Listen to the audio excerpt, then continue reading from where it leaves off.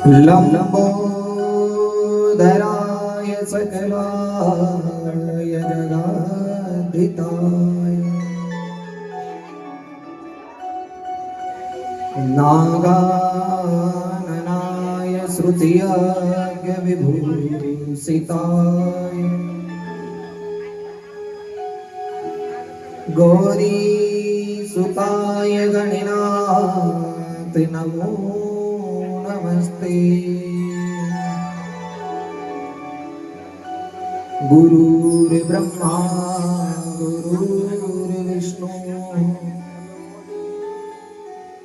गुरुर्देवो महेश्वरा गुरुर्साक्षात् परब्रह्म तस्मै श्री गुरुवे नमः।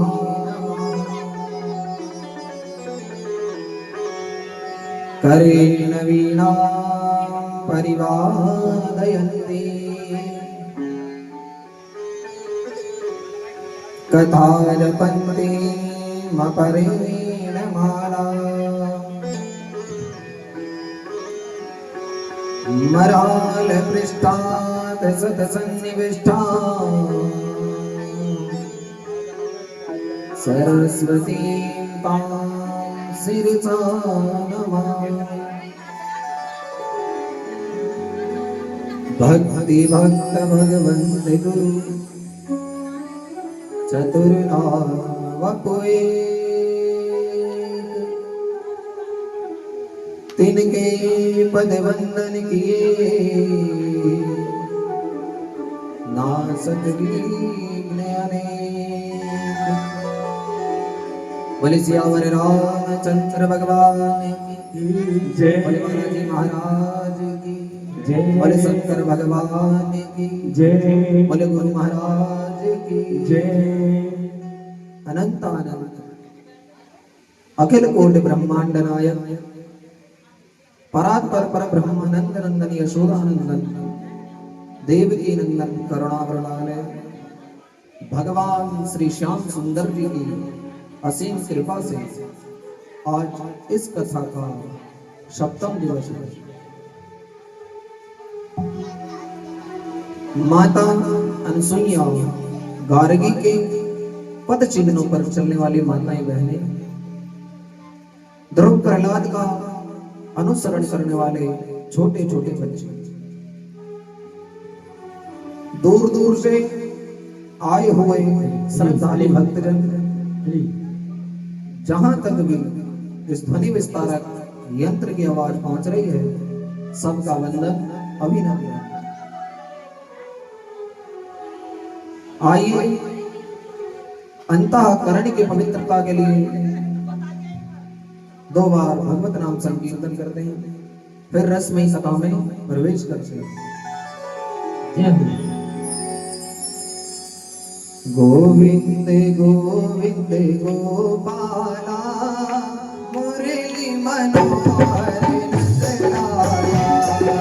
गोविंद गोविंद गोपाला मुरली मनोहर नंदलाला। मेरा मुरली मनोहर नंदलाला। मेरा मुरली मनोहर नंदलाला।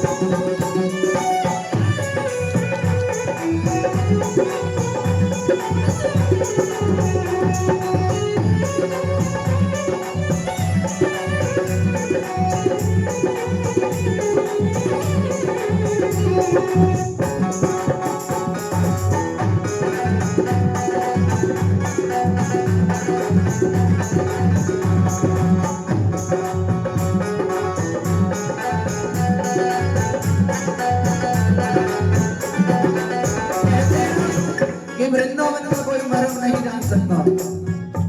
वृंदावन के वृक्ष का मर्म न जाने को, डाल डाल और बात बात में राधे राधे हो, राधे राधे हो सखी, राधे राधे हो। गोविंद गोविंद गोपाला मुरली मनोहर रंगलाला, गोविंद गोविंद गोपाला मुरली मनोहर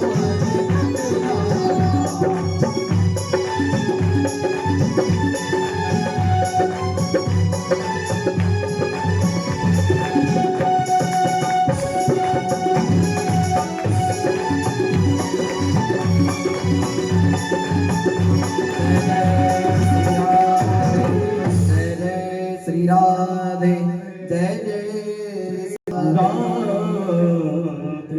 श्याम। कहते हैं ना कि अगर हम भगवान का ध्यान न करें तो हमें कुछ प्राप्त नहीं हो सकता। ये जब तक मन पापी रहता है ना, ये हमें कुछ पुण्य करने नहीं देता। तो इसलिए छोटा सा भजन, फिर उसके बाद में आगे बढ़ते हैं।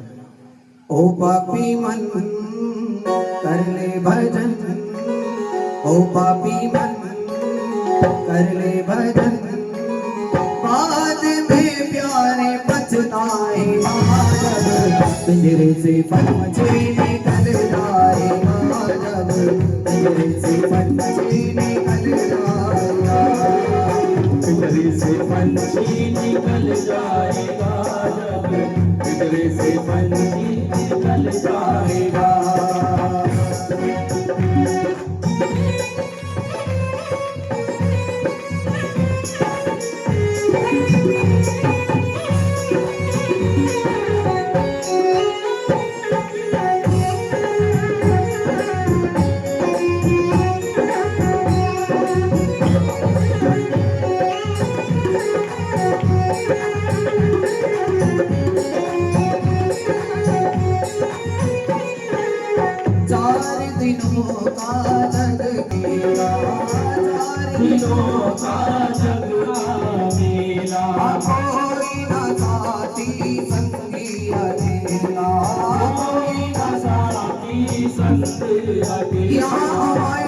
चार दिनों का मेला है, जितने रिश्तेदार सब जुड़े हुए हैं केवल 4 दिन के लिए।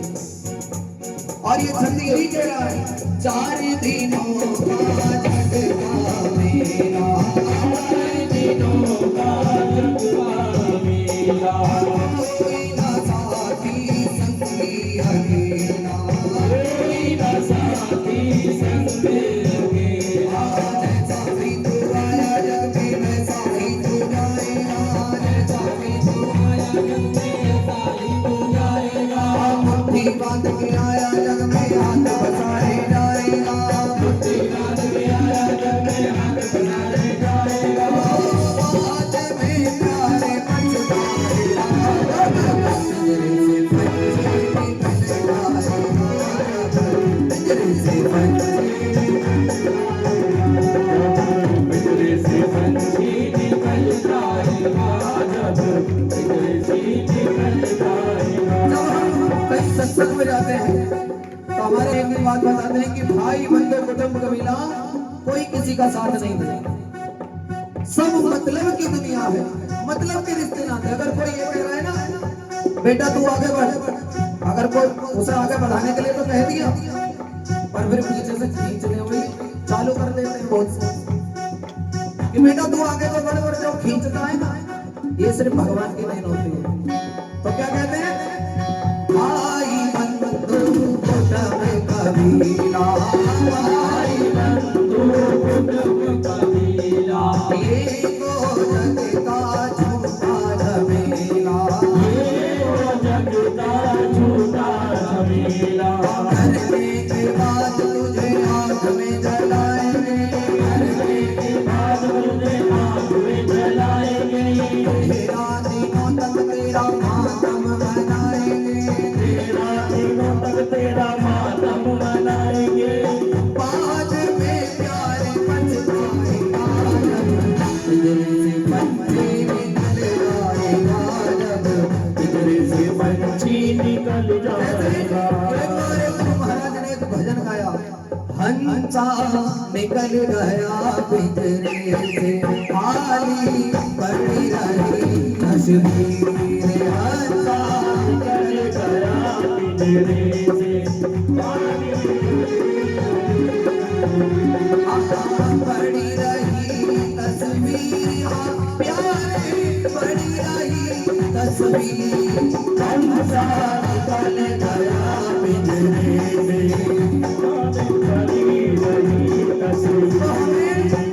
मुक्ति के लिए क्या करना चाहिए? जब ये हमारी आत्मा निकल कर जाती है, अगर हम अच्छे कर्म करते हैं तो भगवान के वैकुंठ की प्राप्ति हो जाती है, और बुरे कर्म करते हैं तो यहीं फंसे रह जाते हैं। अगर इस जन्म मरण के बंधन से मुक्ति पाना चाहते हैं ना, तो क्या करना चाहिए? राम नाम का सुमिरन कर ले, राम नाम का सुमिरन कर ले, राम नाम का सुमिरन कर ले, राम नाम का सुमिरन कर ले, राम जी का नाम प्यारे घट में धर ले, राम जी का नाम प्यारे घट में धर ले, राम जी का नाम प्यारे काम मेरे आएगा, राम जी का नाम प्यारे काम मेरे आएगा, जीवन मरण से मुक्ति पा जाएगा, जीवन मरण से मुक्ति पा जाएगा। बाद में प्यारे पछताएगा जब पिंजरे से पंछी निकल जाएगा, जब पिंजरे से पंछी निकल जाएगा, जब पिंजरे से पंछी निकल जाएगा। ओ बाकी कर ले भजन, ओ बाकी कर ले भजन, बाद में प्यारे पछताएगा जब पिंजरे से पंछी निकल जाएगा, जब पिंजरे से पंछी निकल जाएगा, पिंजरे से पंछी निकल जाएगा, पिंजरे से पंछी निकल जाएगा, पिंजरे से पंछी निकल जाएगा, जब पिंजरे से पंछी निकल जाएगा। बोले सच्ची दरबार की जय। कल कथा कहाँ मेरा बताइए।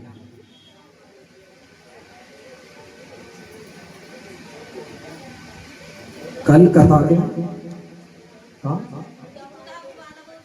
उद्धव आया, उद्धव उद्धव।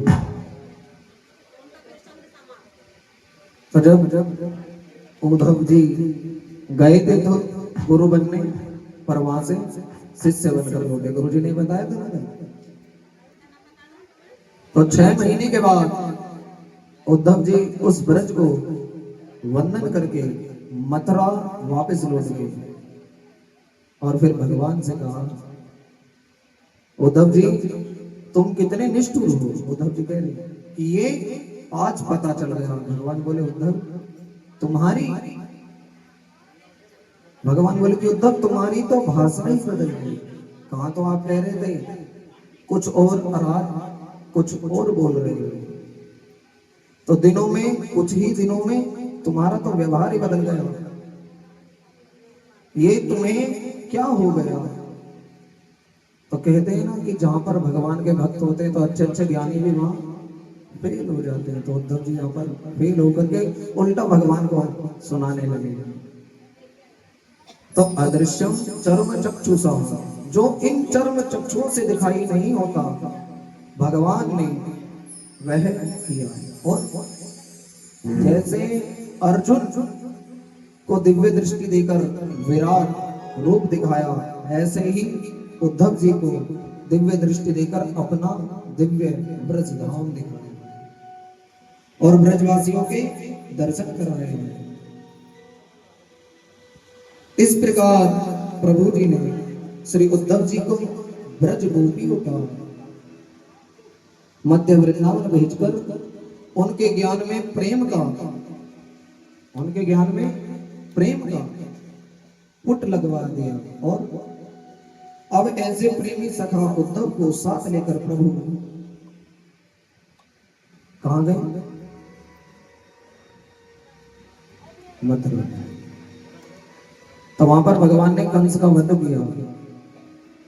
और जब कंस का वध करने के बाद श्री शुक्राचार्य जी अब श्रीमद् भागवत के दशम स्कंद के उत्तरार्ध में प्रवेश करते हुए कहते हैं कि परीक्षित, प्रभु द्वारा कंस के उद्धार के पश्चात जब कंस की पत्नियां अस्थि और प्राप्ति अपने पिता के जरासंध के पास गई है, तो अपने वैधव्य का कारण भगवान श्री कृष्ण को बताया। किसने? अस्थि और प्राप्ति ने। किसको बताया? अपने पिता जरासंध से। तो जरासंध ने कुपित होकर 23 अक्षौहिणी सेना के साथ मथुरा पर आक्रमण बोल दिया। तो अपार सेना ने जरासंध की समस्त सेना का संहार कर दिया और जरासंध को जीवित छोड़ दिया। इस प्रकार लगातार जरासंध ने 17 बार आक्रमण किए, पर भगवान ने उसे बार बार छोड़ देते हैं। जरासंध जब 18वीं बार मथुरा पर आक्रमण कर रहा था, तो इधर नारद जी ने योजना बनाई और जरासंध के साथ काल्यवन मलेच्छु के राजा को भगवान से युद्ध करने भेज दिए। तो पूरी मथुरापुरी को भगवान सहित घेर दिया। किसने? काल्यवन ने। तो भगवान उसे देखकर बिना कोई आयुध लिए नगर से बाहर निकल पड़े। निर्जगा गुरुद्वारा पद्ममाली निरायुधा। तो कोई आयुध हाथ में नहीं था। काल्यवन श्री कृष्ण को पहचान कर पकड़ने के लिए दौड़ पड़ा। तो भगवान जब रण छोड़ करके भागे, तो भगवान का नाम वहां पर एक रणछोड़ पड़ा। बोले रणछोड़ भगवान की जय हो। तो दौड़ लगाई। तो दौड़ते दौड़ते भगवान एक गुफा में घुस गए। तो कहां पहुंचे? बद्रीनाथ। उस गुफा में महाराज मुचकुंद जी सो रहे थे। तो उन्हें अपना पीताम्बर उड़ा करके भगवान छुप गए। तो काल्यवन ने पीताम्बर को पहचान कर भगवान कृष्ण समझकर सोए हुए महाराज मुचकुंद को जोर से लात मारी। तो मुचकुंद जी जाग गए और उनकी दृष्टि पड़ते ही काल्यवन भी भस्म हो गए। तो शुक्राचार्य जी कहते हैं कि परीक्षित, देवासुर संग्राम में मुचकुंद ने देवताओं का सहयोग दिया और वरदान में मांगा मुझे विश्राम चाहिए। तो देवताओं ने कहा कि यहां विश्राम कीजिए, जो आपको असमय जगावेगा वह भस्म हो जाएगा। जो भी असमय आपको जगा देगा ना, तो वो आपकी दृष्टि से भस्म हो जाएगा। तो परीक्षित देवासुर संग्राम में मुचकुंद ने देवताओं का सहयोग दिया और वरदान में मांगा मुझे विश्राम चाहिए। तो आज भगवान ने मुचकुंद के द्वारा काल्यावन को भस्म कराया। तो मुचकुंद ने भगवान की स्तुति की और भक्ति का वरदान मांगा। तो भगवान ने मुचकुंद महाराज को अगले जन्म में अपनी पावन भक्ति का वरदान दिया। तो संतों की मान्यता है कि वे ही मुचकुंद कली काल में फिर नरसिंह भगत बनकर प्रकट हुए, जिन्हें भगवान की अविरल भक्ति का अधिकार प्राप्त हुआ। तो परम भक्त नरसिंह जी भगवान के अद्भुत भक्त थे, जिनके लिए भगवान साफ सलाह सेठ बनकर आए। तो काल्यावन का अंत करवा कर प्रभु वापस मथुरापुरी लौट कर पहुंचे। उधर दाऊ महाराज ने अपने हल मूसल से उन मलेच्छों का संहार कर डाला। तो भगवान बोले कि दाऊ जी अब तो लड़ते लड़ते थक गए, कहीं भाग चलो। तो दाऊ जी बोले कैसे बात कर रहे हो? जरासंध 17 बार हारा बैठा है, हम भागेंगे तो वह पूरी मथुरा को मिट्टी में मिला देगा। तो भगवान बोले दाऊ भैया चिंता ना करो, मैंने समुद्र में टापू के ऊपर एक द्वारिकापुरी का निर्माण करा दिया है, तो सबको वहां भेजेंगे और इसे पागल बनाकर हम और आप भाग चले जाएंगे।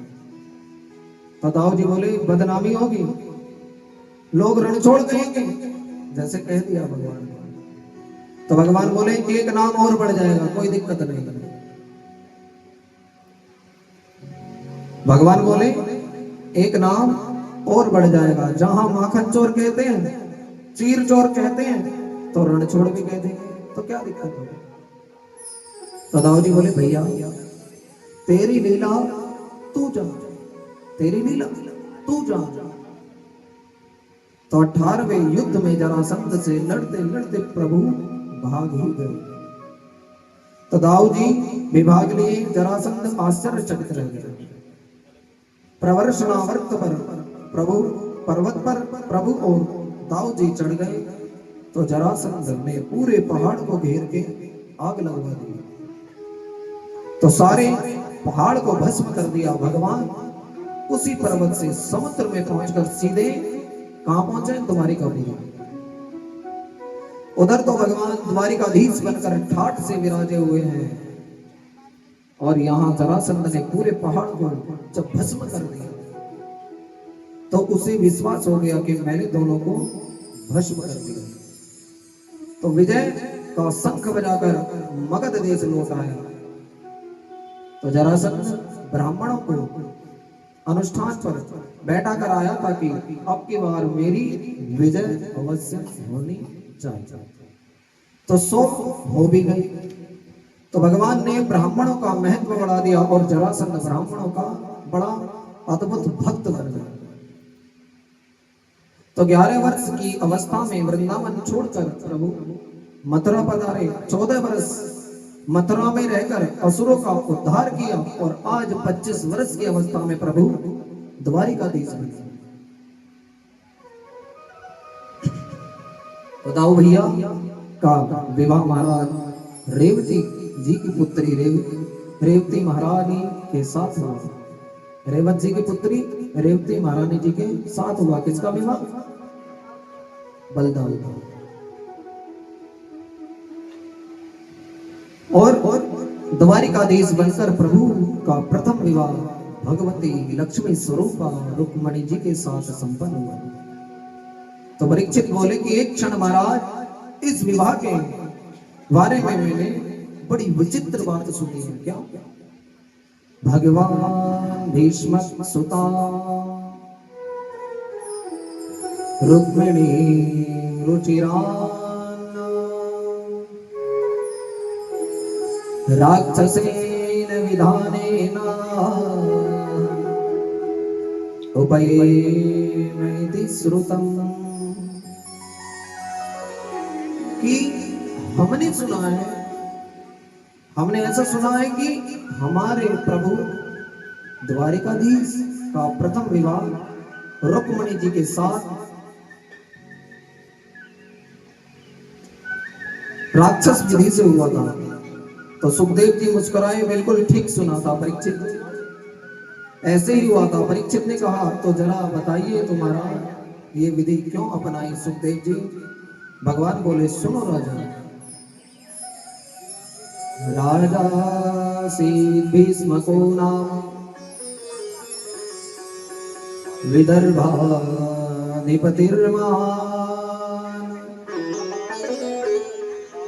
तस्य पंचा भवन पुत्रा कन्यका च वरानना। तो विदर्भ देश के राजा भीष्म की एक बेटी थी है रुक्मिणी। तो भीष्म जी के 5 बेटे थे, रुक्मी, रुक्मरथ, रुक्मबाहु, रुक्मकेशी तथा रुक्ममाली।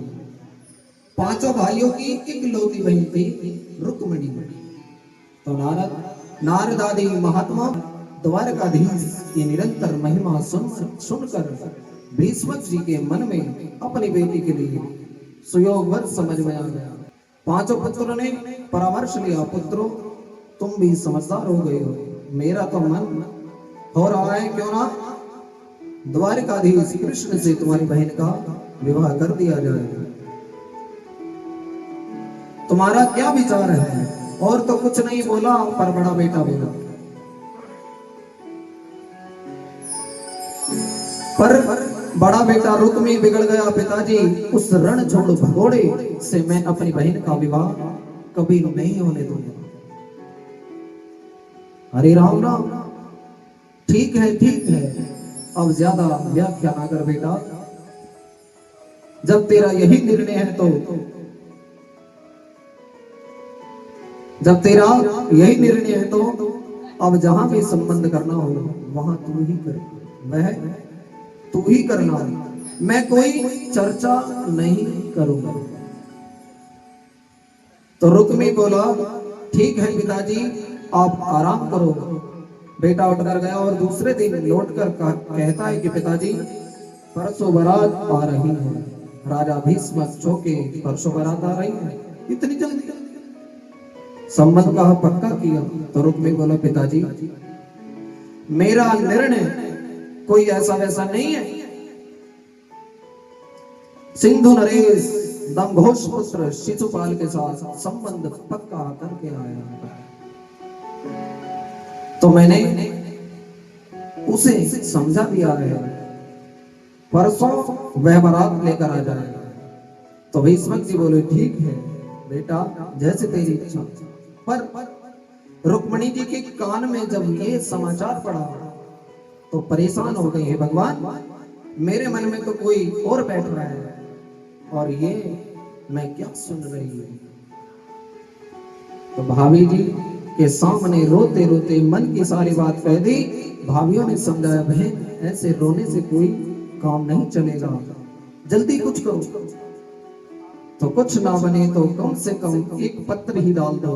ठीक है, रुक्मिणी जी ने कलम उठाकर तुरंत एक बड़ा सुंदर भाव भरा पत्र 7 श्लोकों में लिखा है और एक ब्राह्मण को बुलाकर प्रणाम करके कहा कि महाराज ये पत्र नहीं मेरे प्राण समझो, ये पत्र नहीं मेरे प्राण समझो। तो शीघ्र अति शीघ्र मेरे प्राणनाथ प्रभु श्री द्वारिकाधीश जी को दे दो और द्वारका में जाकर ये पत्र प्रदान करो। तो पंडित जी पत्र लेकर वेग से दौड़े और द्वारिकापुरी के दुर्गम दुर्ग में प्रविष्ट होकर पहुंचे। दरबार में जैसे ही ब्राह्मण को आते हुए देखा कि भगवान ने खड़े होकर स्वागत किया। आइए आइए पंडित जी महाराज आपका स्वागत है। बड़े आदर के साथ हाथ पकड़कर अपने अंतःपुर में ले गए, स्नान आदि से निवृत्त करवाकर सुंदर भोजन कराया। भोजन आदि से निवृत्त होकर के जब ब्राह्मण देवता विश्राम करने लगे तो चरण दबाते हुए भगवान बोले, पंडित जी अब बताइए, ब्राह्मण जब भी मिलते थे तो भगवान सबसे पहले यही प्रश्न करते थे कि तुम्हारा धर्म कर्म ठीक चल रहा है, तुम्हारे धर्म चरण में कोई विघ्न बाधा उपस्थित तो नहीं है। तो ब्राह्मण का यही कुशल क्षेम है, ब्राह्मणों के कर्तव्य में बाधा उत्पन्न हो, यही सबसे बड़ी पीड़ा ब्राह्मणों की होती है। तो धर्म कर्म ठीक चल रहा है हो तो फिर कोई चिंता नहीं। भगवान कहते हैं तुम्हारा जो राजा अपने राज्य में ब्राह्मणों की सेवा करता है ना, उस राजा में भी प्रसन्न रहता हूं, और जो ब्राह्मण संतुष्ट रहता है उसे तो मैं सर्वस्व समर्पित कर लेता हूं। असंतुष्टो सकल लोकानां नाद्यपि सुरेश्वरा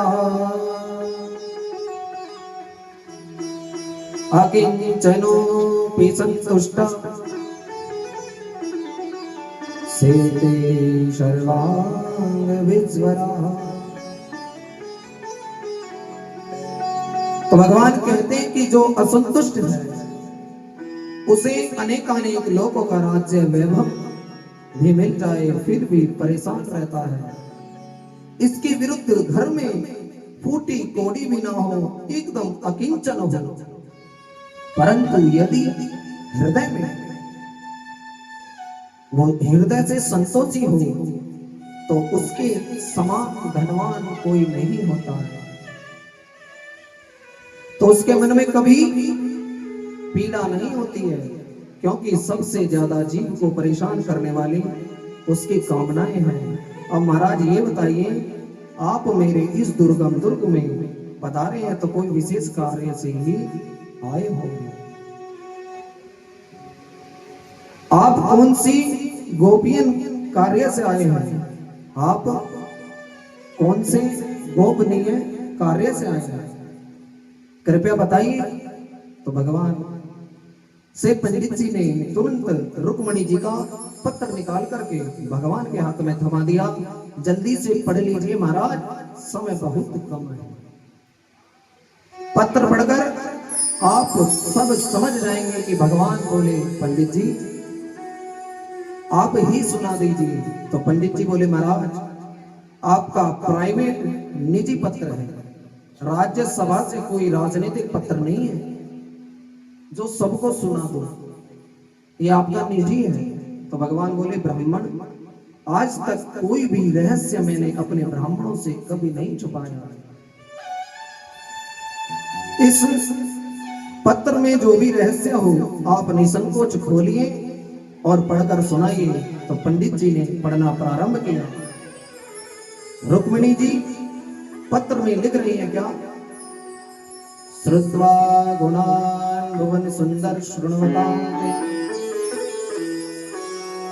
निर्विश्य कर्ण विभ्रेरतंगता रूपं दृशां दृशिमसाखिलर्तलाभम् त्वयच्युता विशति चित्रपत्रम्। तो रुक्मिणी जी ने दो संबोधन किए। क्या? हे अच्युत और हे भुवन सुंदर, आप त्रिभुवन सुंदर हैं। आपकी महिमा मैंने बहुत ज्यादा सुनी है, देखा कभी नहीं, पर आपकी प्रशंसा सुनते सुनते मेरे हृदय पटल आपका एक सुंदर सा चित्त अंकित हो गया है। मैंने अपने हृदय में एक काल्पनिक चित्र बना लिया है। मेरे कान तो सुन सुनकर तृप्त हो रहे हैं, पर नेत्र आपको देखने के लिए तरस रहे हैं।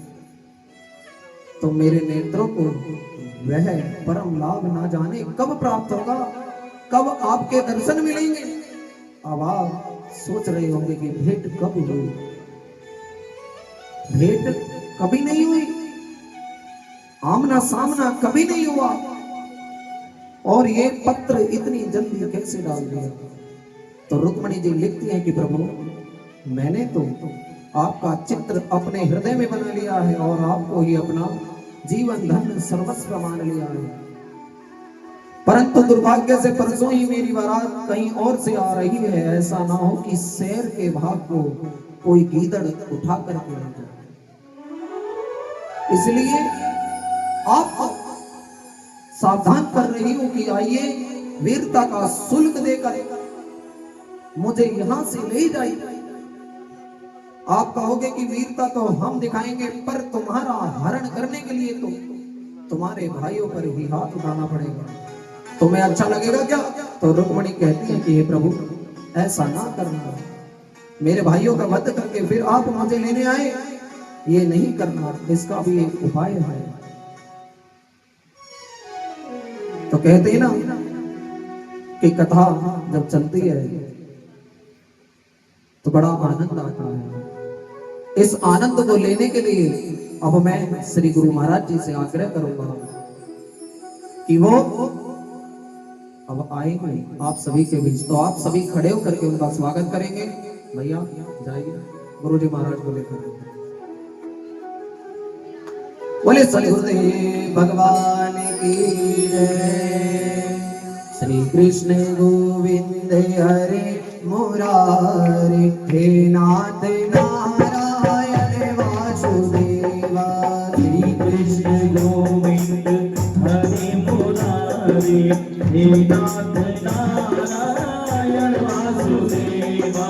हे नाथ नारायण वासुदेवा, हे नाथ नारायण वासुदेवा। हे नाथ नारायण वासुदेवा, हे नाथ नारायण वासुदेवा। श्री कृष्ण गोविंद हरे मुरारी, हे नाथ नारायण वासुदेवा। कृष्ण गोविंद हरे मुरारी, हे नाथ नारायण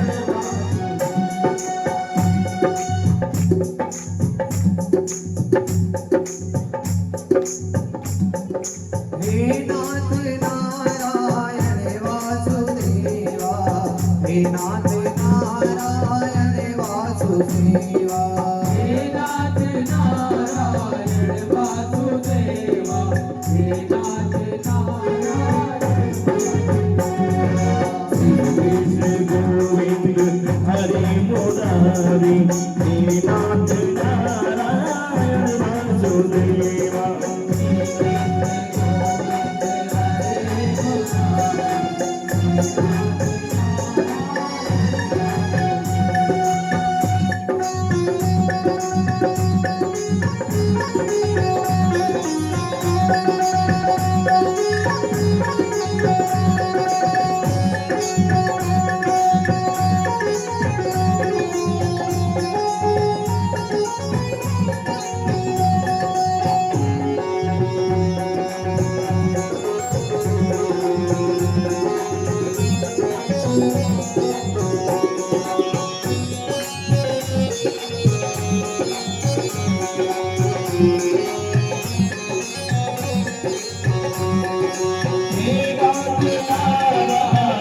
वासुदेवा, हे नाथ नारायण वासुदेवा।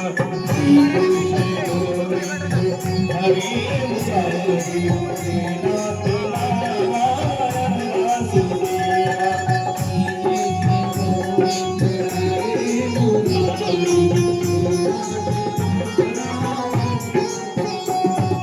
श्री कृष्ण गोविंद